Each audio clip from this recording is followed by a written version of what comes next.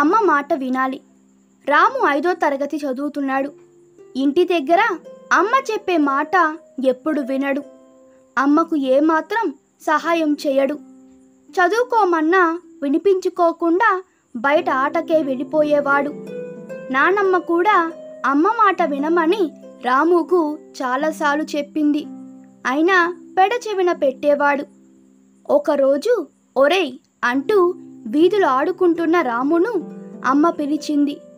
వినపడిన రాము మాత్రం వినిపించుకోనట్లే ఆడుకుంటున్నాడు. నానమ్మ బయటకు వచ్చి, ఒరే రాము, అమ్మ పిలుస్తుంటే వినపడడం లేదా? ఒకసారి ఇటు వచ్చి పోరా అని అరిచింది. మరి ఏ పని ఉండదు మీకు, సరిగా ఆటకి వచ్చినప్పుడే నన్ను పిలుస్తుంటారని కసురుకున్నాడు. నానమ్మ మాట కూడా పట్టించుకోకుండా ఆటలో మునిగిపోయాడు. ఇంతలో రాము వాళ్ళమ్మ రాధమ్మ ఇంటి నుంచి బయటకు వచ్చి, ఒరేయ్ పిలుస్తుంటే రావేంటి? ఇదిగో వంట చేస్తున్నాను, చింతపండు లేదు, కాస్త బజారుకు వెళ్ళి ఓ కరికిలో తీసుకురా అంది. అమ్మ నేను ఆడుకుంటున్నాను, ఇప్పుడు ఎక్కడికి వెళ్ళను, నానమ్మను వెళ్ళి తీసుకురామను అన్నాడు రాము.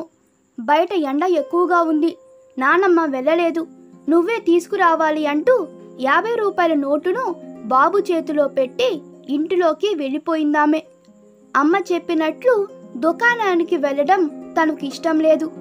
అమ్మ లోపలికి వెళ్ళగా బయట ఉన్న నానమ్మ చేతిలో ఆ 50 రూపాయల నోటు పెట్టి, నానమ్మ నువ్వే బజారుకెళ్ళి తెచ్చుకో అని ఆటలో మునిగిపోయాడు. రాము వాళ్ళ నానమ్మ కాంతమ్మ చేసేది ఏమీ లేక కాస్త దూరంలో ఉన్న దుకాణానికి బయలుదేరింది. కాంతమ్మ బజారుకి వెళ్తుంటే, ఇంత ఎండలో ఎక్కడ బయలుదేరారు అంటూ రవణమ్మ అడిగింది. వీధి చివరున్న దుకాణానికి వెళ్తున్న రవణమ్మ అని బదులించింది. అయ్యో ఇంత ఎండలో అంత దూరమా, మీ మనవడికిచ్చి పంపించవచ్చు కదా అని అందామె. వాళ్ళమ్మ ముందు వాడికే చెప్పింది, కానీ ఆటలో పడి మొండికేశాడు. నోటును నా చేతిలో పెట్టేసి తుర్రుమన్నాడు అని చెప్పిందామె. ఎండ చాలా విపరీతంగా ఉంది. కాంతమ్మ కొంత దూరం వెళ్ళేటప్పటికీ ఎండవేడికి తట్టుకోలేక కళ్ళు తిరిగినట్లు అనిపించింది. ఒక ఇంటి అరుగు మీద కూలబడింది. ఆమెను చూసిన ఆ ఇంటి యజమానురాలు సుబ్బమ్మ బయటకు వచ్చింది. కాంతమ్మ ఆమెకు తెలుసు. కాంతమ్మ ఎండలో బయటకు ఎందుకు వచ్చావు, ఏ పని అడిగింది. కానీ కాంతమ్మ జవాబు చెప్పే పరిస్థితిలో లేదు. వడదెబ్బకి గడప మీదే స్పృహ తప్పి పడిపోయింది. వెంటనే ఇంట్లో నుంచి టేబుల్ ఫ్యాన్ తీసుకొచ్చి పెట్టిందామె. చల్లని నీటిని ఆమె ముఖంపై చెల్లింది. కాసేపు అయ్యాక కాంతమ్మ తేరుకుంది. చింతపండు కోసం వెళ్ళిన కొడుకు ఇంకా రాలేదని రాధమ్మ బయటకు వచ్చింది. రాము ఆటలో మునిగిపోయి కనిపించాడు. వరండాలో కూర్చున్న అత్తగారు కనబడలేదు. రామును కేకవేసి, నువ్వు బజారుకి వెళ్ళలేదని అడిగింది రాధమ్మ. లేదు, నానమ్మ వెళ్ళిందమ్మా అంటూ రాము సమాధానం చెప్పాడు. ఒరేయ్ నీకు వెళ్ళమని చెప్పాను కదా అని అంటుండగానే సుబ్బమ్మ ఇంటి నుంచి వాళ్ళ మనవడు వచ్చి, ఎండవేడికి తట్టుకోలేక కాంతమ్మ నానమ్మ మా ఇంటి గడపలో సోమశిల్లి పడిపోయిందని కబురు చెప్పాడు. రాధమ్మ అయ్యో అనుకుంటూ ఇంటి తలుపు వేసి పరుగులాంటి నడకతో సుబ్బమ్మ ఇంటి వైపు వెళ్ళింది. రాము కూడా రాజు చెప్పిన మాట విని అమ్మ వెనకే పరుగు తీశాడు.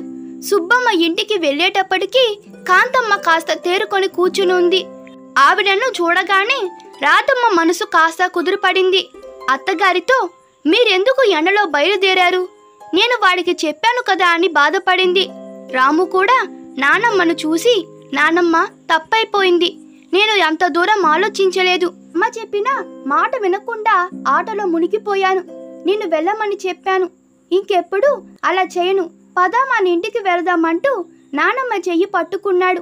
ఇంతలో సుబ్బమ్మ ఇంట్లో నుంచి గొడుగు తెచ్చి రాధమ్మకి ఇచ్చి, జాగ్రత్తగా తీసుకెళ్ళండి, ఈ రోజంతా విశ్రాంతి తీసుకోమనండి అని చెప్పింది. అలాగే అంది రాధమ్మ. ఇంటికి వచ్చిన తర్వాత రాముతో, చూడు రాము, అమ్మ చెప్పిన మాట వినాలి కదా, నువ్వు అమ్మ చెప్పిన మాట విని ఉంటే నాకు వడదెబ్బ తగలకపోయి ఉండేది, ఇకనైనా అమ్మ మాట విను అని మనవడితో చెప్పింది. రాధమ్మ, అత్తయ్య ఎన్నిసార్లు చెప్పినా అంతే, వాడికి ఆటనే ముఖ్యం, అమ్మ చెప్పే పనులు చేయడానికి అసలు మనసు రాదు అంది. వెంటనే రాము, ఇకపై నువ్వు చెప్పినట్టే నడుచుకుంటానమ్మా, నీ మాట వింటానని ఏడుస్తూ చెప్పాడు.